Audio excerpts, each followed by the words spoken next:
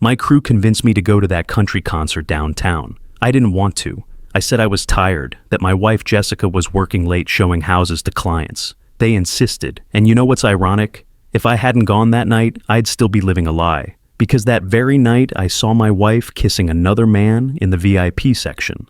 My name is Luis Rodriguez. I'm 32 years old. My wife's name is Jessica. She's a real estate agent who works long hours chasing commissions in the Phoenix market. We were together for 7 years, 5 of them married. I trusted her completely. When she'd grab her designer purse and say she was showing $1 million listing in Scottsdale, I'd simply kiss her cheek and wish her luck closing the deal. Why would you doubt the person you love? Looking back now, I realize how naive that sounds, but that's the thing about trust. It's supposed to be absolute, isn't it? That's what makes it trust. The moment you start questioning every late showing, checking every client meeting, monitoring every phone call, that's when you know something's already broken. I never wanted to be that kind of husband. I never wanted to be the guy who suffocates his partner with suspicion. Jessica and I met at my cousin's wedding reception. I was the groomsman who made her laugh during the terrible DJ's music, and she was the guest who actually knew how to dance properly. We exchanged numbers, went on our first date to a hole-in-the-wall Mexican restaurant in South Phoenix, and I remember thinking that night, this woman is different. She was ambitious, driven, confident. She knew exactly what she wanted from life and wasn't afraid to go after it. I admired that about her. I was working as a heavy equipment operator for Desert Ridge Construction, pulling in $65,000 a year with overtime and union benefits. Comfortable, but not flashy. She made me want to be better, to aim higher, to actually care about advancement instead of just showing up and doing good work. Our courtship was intense. Weekend trips to Sedona, long conversations on my back patio drinking beer, and watching those massive monsoon storms roll across the desert. Inside jokes that made us crack up until our sides hurt. When I proposed to her at South Mountain Park during one of those perfect Arizona sunsets that paint the whole sky orange and purple, she cried and said yes before I could even finish my rehearsed speech.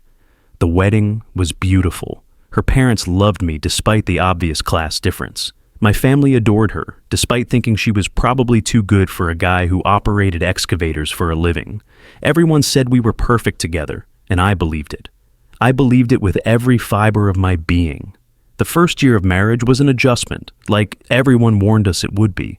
Learning to share space, to compromise on everything from what temperature to keep the house to whose family we'd visit for holidays.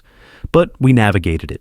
Well, I thought, we communicated, we made time for each other. We had Friday date nights that were sacred. No phones, no work talk, just us reconnecting over dinner and conversation. Then Jessica's career really took off. She landed a position with Pinnacle Realty, one of the high-end firms that specialized in North Phoenix luxury homes. Bigger commissions, wealthier clients, and yes, much longer hours. At first it was just weekend open houses, then evening showings became routine. It seemed like she was working more hours than she was home. But I supported her dreams. That's what you do when you love someone, right? You support their ambitions. You don't hold them back because of your own insecurities about making less money or feeling like you're not enough. When she'd come home exhausted from a 12-hour day of showings and client meetings, I'd have dinner ready, crack open a cold beer for both of us, listen to her vent about difficult buyers and competitive bidding wars. I thought I was being a good husband. I thought we were building a life together, even if the architecture of that life required me to handle most of the household responsibilities while she chased her career goals. I was wrong about so many things. That evening started like any other Thursday. I got home from the Desert Ridge job site around 5:30, showered off the dust and sweat from 10 hours of moving earth, changed into clean jeans and a t-shirt, and settled onto the couch with a Coors Light. Jessica was supposedly showing a luxury home in Paradise Valley to some out-of-state investors who were looking at Arizona properties. My phone rang around 7. It was Tony Castellano, my crew leader, and one of my closest friends since we started working construction together 5 years ago. Tony was the kind of guy who'd have your back in any situation, whether you were dealing with a difficult foreman or going through personal problems. Luis, you gotta come out tonight, man. We just wrapped the biggest project of the year. That new bridge over the Salt River, done ahead of schedule and under budget. I bought concert tickets for the whole crew to celebrate. Jake Owen's playing at Talking Stick Resort. I groaned. Bro, I'm beat. It's been a long week, and I've got that early shift tomorrow morning. 6 a.m. start time. Come on, when's the last time you came out with the guys? You've become a hermit since you got married. Jessica's working late anyway, right? What else are you gonna do? Watch ESPN alone and fall asleep on the couch? He had a point, but I still resisted. I don't know, man. Country concerts aren't really my thing. You know I'm more of a classic rock guy. 1 hour, Tony negotiated. Just come for 1 hour, have a few beers, celebrate finishing that project, then you can go home and be boring. Deal? The guys want to see you. We've been working our asses off for 3 months straight. I sighed. Tony was persistent when he wanted to be, and truthfully, I had been isolating myself lately.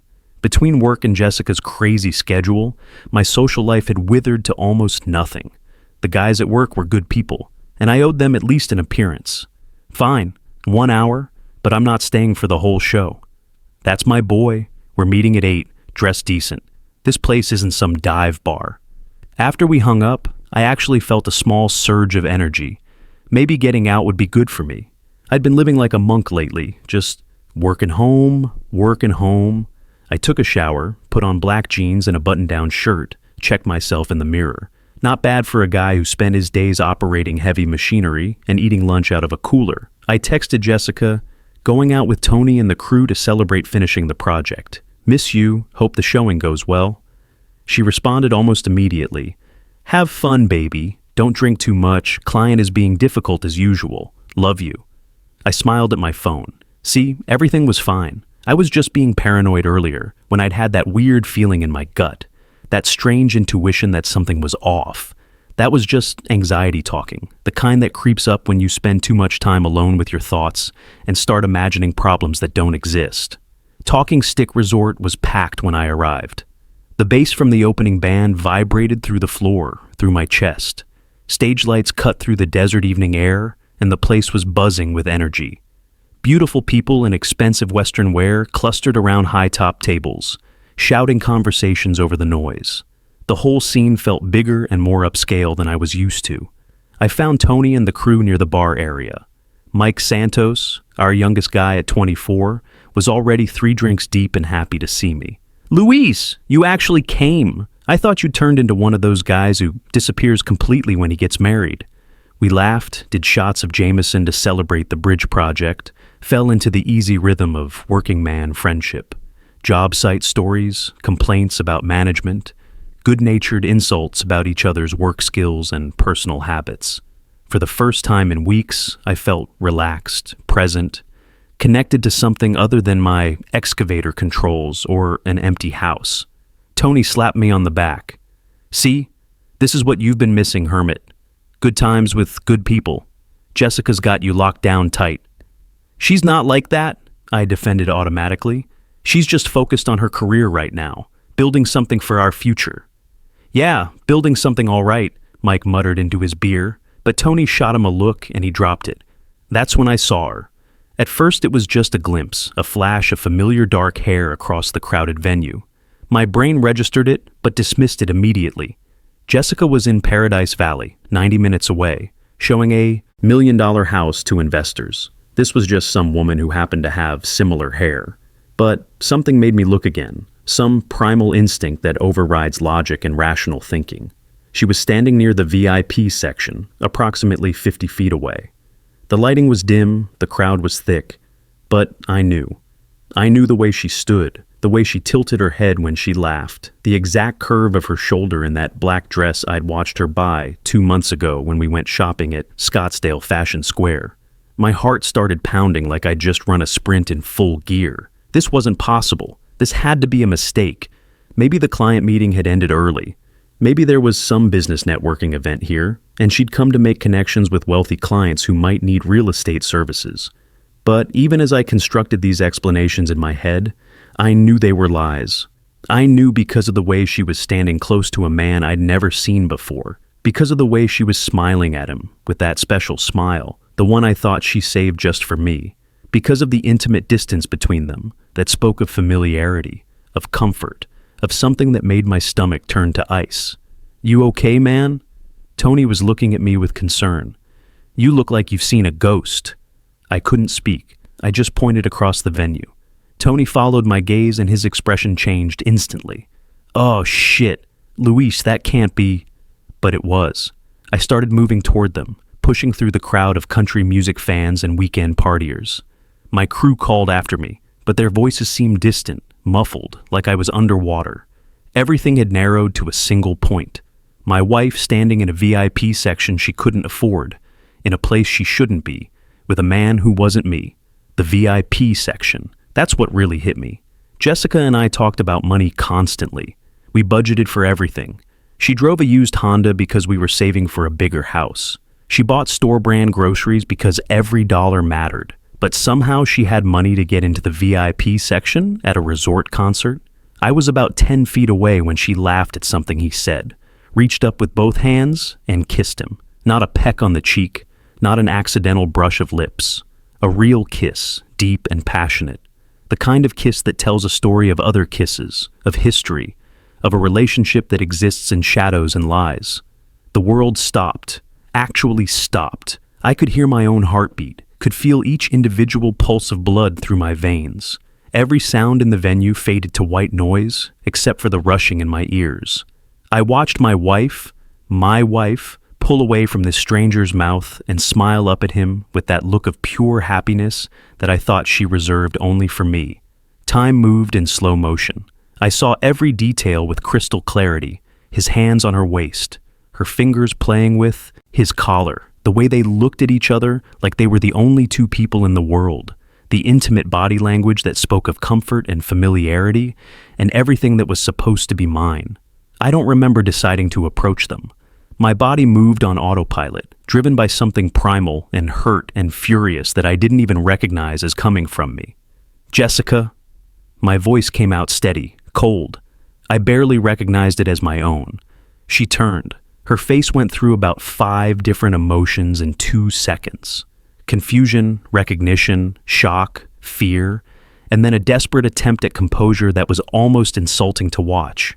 Luis, I thought you were at home watching TV, like the boring husband who doesn't make enough money to get into VIP sections. I looked at the man standing next to her. He was exactly what I expected. Tall, athletic build, expensive watch, perfect teeth. The kind of guy who probably spent more on his haircut than I made in a day. Probably a personal trainer or fitness instructor. The kind of guy who makes women feel like their blue-collar husbands are just settling for less. "Who's this?" he asked, looking confused but not scared. Not yet. His voice had that smooth confidence that comes from never having to work with your hands or worry about making ends meet. "Luis, this isn't... You don't understand." "I understand perfectly." My voice was getting louder, and people nearby were starting to notice. "You're supposed to be showing houses in Paradise Valley. Instead, you're here kissing some guy in the VIP section. Help me understand what I'm missing." The guy stepped forward, and I could see him sizing me up, probably thinking I was just another blue-collar loser who couldn't keep his woman happy. "Look, buddy, I don't know who you are, but..." That's when I hit him. I'm not a violent person. I haven't been in a fight since high school. But in that moment, something snapped inside me. My fist connected with his perfect jaw, and he stumbled backward, crashing into a group of people behind him. His expensive drink went flying, splashing across some woman's designer dress. Chaos erupted instantly. People screamed. Security guards appeared out of nowhere, like they'd been waiting for this exact moment. Tony and Mike grabbed my arms, pulling me back before I could throw another punch. The guy was on the ground, holding his face, looking up at me with a mixture of shock, anger, and what might have been respect. And Jessica. Jessica stepped between us, her hands up, and screamed something that shattered whatever fragments of my heart remained intact. "Don't touch him. You don't understand. This isn't what it looks like." I stared at her. Really stared at her. This woman I'd shared a bed with for 5 years. This woman I'd imagined growing old with, having children with, building a lifetime of memories with. She was protecting him. From me. Her husband. "Not what it looks like," I repeated slowly, my voice carrying over the noise. "You're kissing another man in a VIP section when you're supposed to be showing houses to clients. You're defending him from your husband. What exactly am I misunderstanding, Jessica?" Security was pushing through the crowd now. People were filming on their phones because, of course they were. Everything was going to be on social media within minutes.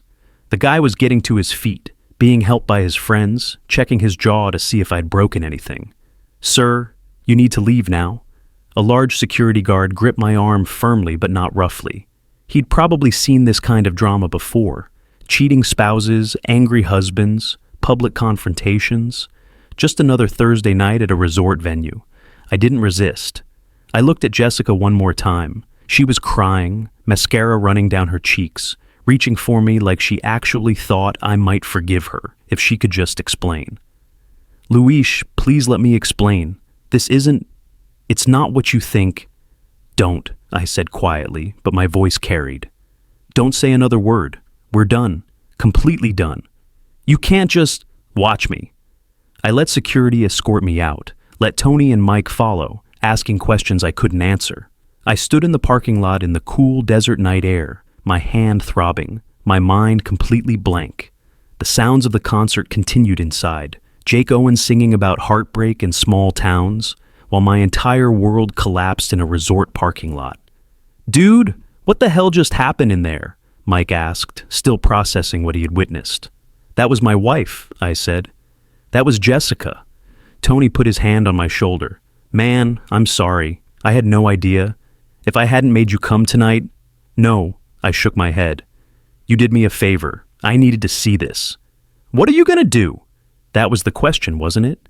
What was I going to do? I could go back inside and make a bigger scene. I could wait for her in the parking lot and demand explanations. I could drive home and pretend this never happened. I could call her parents, her friends, blast her on social media. But standing there in the parking lot, looking up at the desert stars, I realized I already knew what I was going to do. I was going to go home. I was going to pack her things. I was going to call a divorce lawyer first thing in the morning. I was going to remove her from my life as completely and efficiently as possible. "I'm going home," I said. "You want us to come with you?" "No, I need to handle this myself." I didn't go home that night. I couldn't. The thought of sleeping in our bed, surrounded by our things, in the house where we'd made promises to each other, it was suffocating. Tony took me to his apartment. He didn't ask questions, didn't push for details. He just handed me a beer, gave me a pillow, and let me sit in silence on his couch while I tried to process what had just happened. My phone wouldn't stop buzzing. Calls from Jessica, texts, voicemails. Each notification was like a knife twist. I turned it off after reading the first few messages. "Please come home so we can talk." "It's not what you think." "I love you. Please don't do anything stupid." Too late for that advice. I stared at the ceiling all night, watching shadows move across it, replaying every moment of the past 7 years, looking for clues I'd missed. There had to have been signs, right? You don't just wake up one day and start an affair. It's a progression, a series of choices, of lies built upon lies. The Paradise Valley showing that didn't exist. Or maybe it did exist, but she wasn't there. How many others? How many late showings were actually dates with this guy? I thought about all the times she'd come home and I'd asked about her day, and she'd given me detailed stories about difficult clients and competitive markets. Were those lies too? How much of my life had been fiction? I remembered the expensive gym membership she'd gotten 3 months ago. Said she needed to stay in shape for client meetings. That appearance mattered in the high-end real estate. I'd supported that decision, even though it stretched our budget. Now, I wondered if that's where she met him. Personal trainers and real estate agents, both selling dreams to people with money. The new clothes, the sudden interest in designer brands, the way she'd started working out harder, coming home glowing with that post-exercise energy. I'd been proud of her dedication, thought she was just taking better care of herself. How could I have been so blind? When the sun finally came up, I felt hollow. Not angry anymore, not hurt, just empty. Like someone had reached inside my chest and scooped everything out with a shovel. I called my foreman and took a personal week. Jim, who'd never heard me take a sick day in 3 years, didn't ask questions.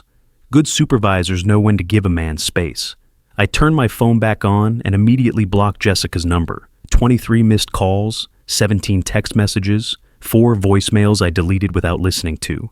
Then I called a divorce attorney. The lawyer's name was Patricia Hernandez. She'd handled my buddy Carlos's divorce 2 years ago when his wife cleaned out their bank account and moved to California with her yoga instructor. Patricia was tough, practical, and didn't waste time on emotions. Mr. Rodriguez, I understand you want to file for divorce. Can you tell me about the circumstances? I caught my wife with another man last night, in public. There's no question about what I saw. Any children? No. Property? House is mine. Bought it with my VA loan before we got married. Her name's not on the deed. Good. That simplifies things considerably. We can have papers drawn up by tomorrow afternoon. That fast? Mr. Rodriguez, in my experience, when a marriage is over, it's over. Dragging it out just costs money and causes more pain. You sound like you've made your decision. She was right. I had made my decision in that parking lot. Maybe even before that, in the moment I saw Jessica defending another man from her husband. I drove home that afternoon to face our house for the first time since the concert. Everything looked exactly the same, but it felt different, like I was seeing it through new eyes. The kitchen where I'd made dinner for her hundreds of times, the living room where we'd watched movies and talked about our future, the bedroom where we'd made love and shared our dreams. It all felt like a museum now, a collection of artifacts from a relationship that had been dead longer than I realized. I started packing her things methodically, clothes from the closet, toiletries from the bathroom, the expensive art she'd insisted we buy for the living room, her real estate awards and certificates. I packed everything carefully, like I was handling someone else's belongings, which I guess I was. She came home while I was loading boxes into her Honda. Luis, we need to talk. No, we don't. Please, just listen to me for 5 minutes. I kept loading boxes. There's nothing to say, Jessica. I saw what I saw. It's not what you think. I laughed, but there was no humor in it. Right? You were just helping him with his dental work. That's why you had your tongue down his throat. His name is Brady. He's my personal trainer.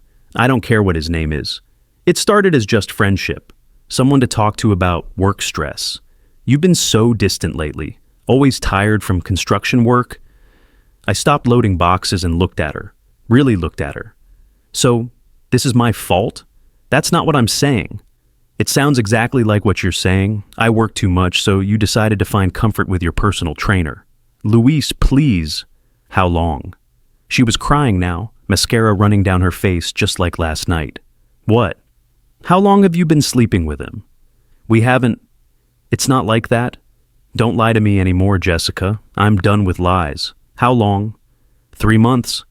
Her voice was barely a whisper. 3 months. 90 days of coming home to me, kissing me, sleeping in our bed, telling me she loved me, all while she was with him. 90 days of me making dinner, doing laundry, supporting her career, while she was building a relationship with someone else. The VIP section tickets. Who paid for those? Brady has connections in the entertainment industry. Of course he did. Personal trainers always had connections. Rich clients who owned businesses, had access to exclusive events, could provide the kind of lifestyle I never could. I want you out of the house by tomorrow night. Luis, you can't. Watch me.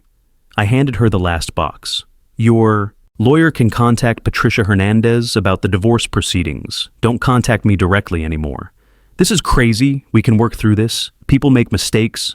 This wasn't a mistake, Jessica. This was a choice. You made it every day for 3 months. I walked back into the house and locked the door behind me. She stood in the driveway for another 10 minutes, crying and calling my name, but I didn't answer.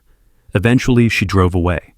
I sat in my living room, surrounded by the empty spaces where her things used to be, and felt something I hadn't expected: relief.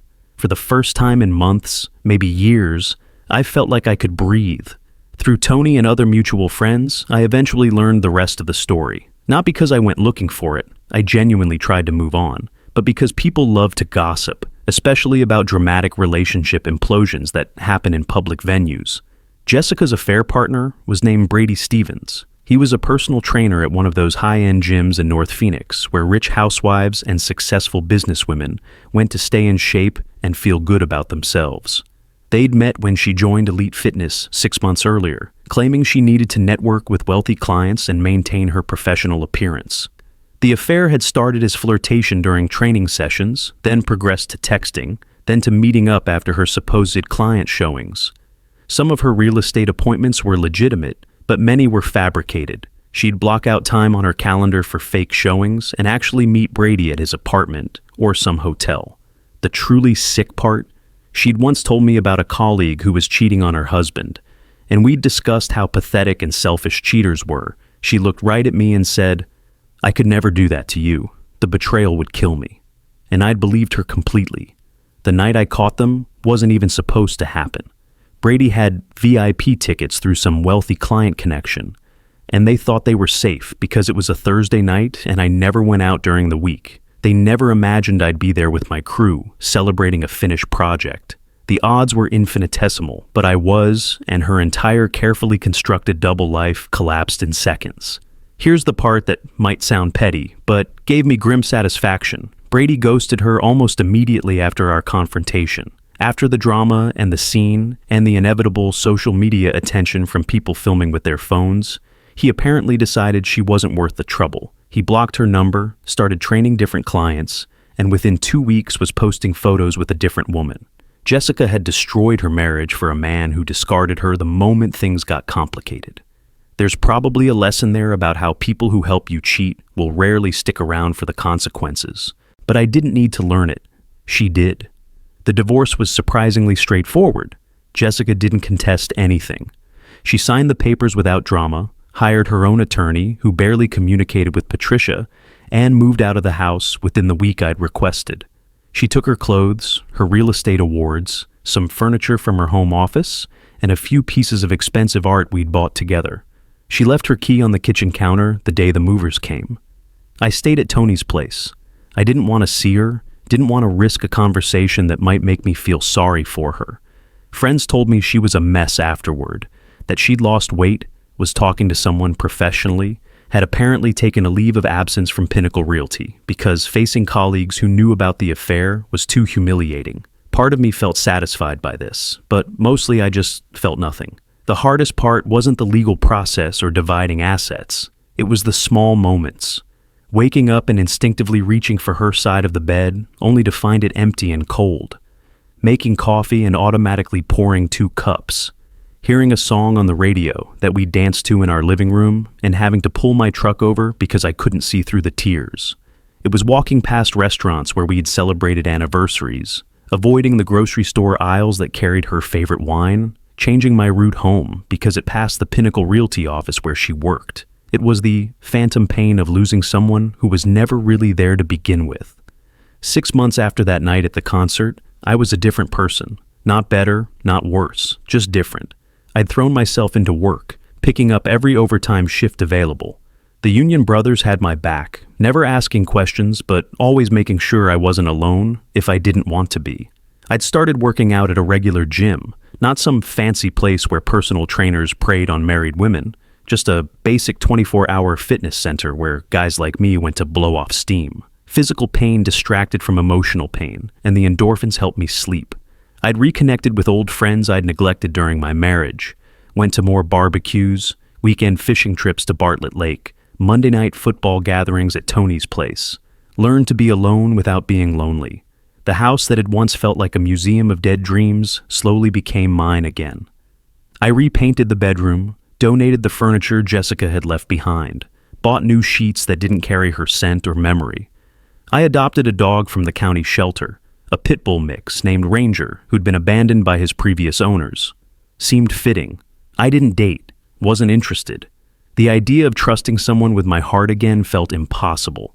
Every woman who expressed interest was automatically suspect. What were they hiding? What lies would they tell? People kept asking if I wanted revenge, if I wanted to expose Jessica publicly, ruin her reputation, make her suffer the way she'd made me suffer.